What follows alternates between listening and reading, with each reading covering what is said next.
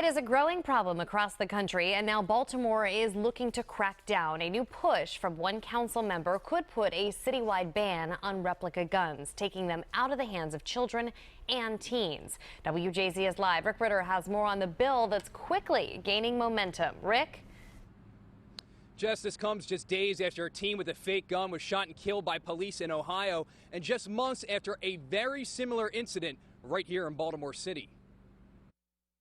In the heat of the moment, it's replica guns like these that force officers to make split-second decisions, potential life-or-death scenarios that are becoming all too common nationwide. This is such an easy problem to resolve. Just days ago, a 13-year-old was shot and killed by police in Ohio after they say he was carrying a BB gun. In April, a 13-year-old took off from Baltimore City Police after they spotted him with a gun. A foot chase ended with the teen being shot and the gun being fake. And in 2014, 12-year-old Tamir Rice was shot and killed by police in Cleveland while holding a pellet gun. Incidents that sparked outrage and now have Baltimore City Councilman Jim Kraft pushing for legislation to ban replica guns citywide. We have too many children who have real guns, and we have too many children who use real guns. Even though Councilman Kraft just introduced the bill on Monday night, it's quickly gaining support from some of the city's top leaders. These are dead ringers. They look like the real thing. Commissioner Kevin Davis says it's legislation that will undoubtedly save lives. If we take that replica firearm from a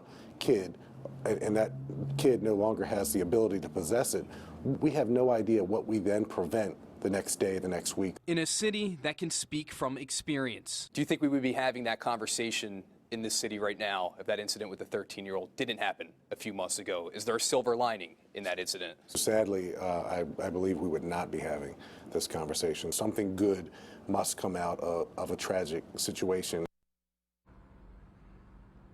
New York, Chicago, and Washington have all imposed restrictions on replica firearms. Councilman Kraft says the bill could get final approval by December. Jess?